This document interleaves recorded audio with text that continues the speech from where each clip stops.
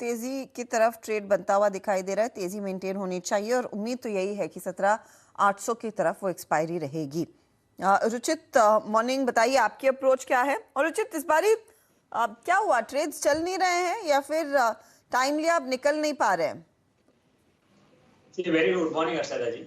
आई think ये जो stock specific ये बार सिलेक्शन रहा है, वो आई थिंक मैं कहीं ना कहीं मिड कैप से ज्यादा अपोज नहीं मिला है जो मैंने स्टॉक सिलेक्ट किए थे। और प्राइमरली मेरा मार्केट का व्यू भी इतना पॉजिटिव रिसेंटली नहीं रहा है, क्योंकि 18,000 से जो करेक्शन आया है तो उसमें वो करेक्टिव फेज में फर्स्ट करेक्शन तो आ चुका था जब मंडे को ही हम ओपनिंग हुआ था गैप डाउन, तो वो 20 EMA के सपोर्ट के आसपास था।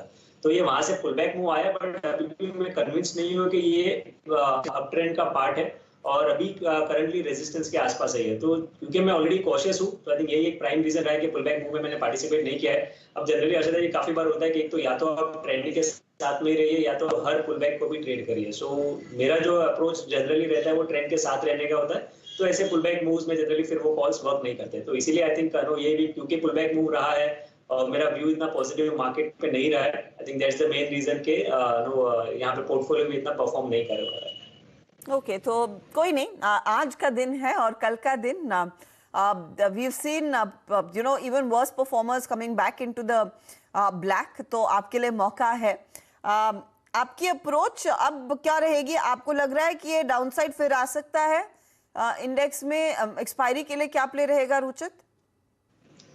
ये तो असल में जो डेटा है, ये पुलबैक में डेटा कुछ पॉजिटिव चेंज नहीं हुआ है। अब देखेंगे तो एफआईएस की इंडेक्स फ्यूचर्स की स्पेसिफिकली जो पोजीशंस है, पिछले वीकली एक्सपायरी कह रहा हूँ 60% लॉन्ग पोजीशंस पे थे और अभी वो 45% लॉन्ग पोजीशंस पे है, यानी कि 45% लॉन्ग साइड है और 55% पोजीशंस एफआईएस की इंडेक्स फ्यूचर्स में शॉर्ट साइड पे है। तो आई थिंक ये डेटा कहीं ना कहीं एक इंडिकेशन कर रहा है कि ये पुलबैक मूव में ज्यादा लॉन्ग फॉर्मेशंस नहीं हुई है।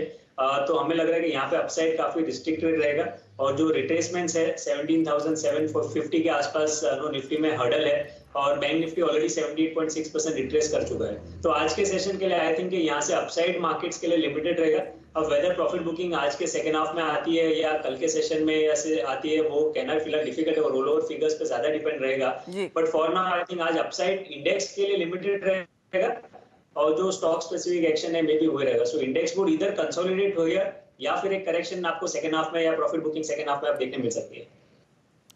लेट्स सी, सेकंड हाफ में प्रॉफिट बुकिंग आती है या फिर और शॉर्ट कवरिंग का सपोर्ट मिलता है। पिछले 2 ट्रेडिंग सेशंस में तो शॉर्ट कवरिंग आई है।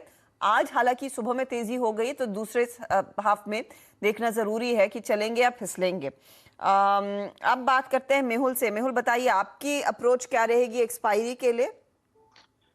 गुड मॉर्निंग हर्षदा जी, गुड मॉर्निंग एवरीवन।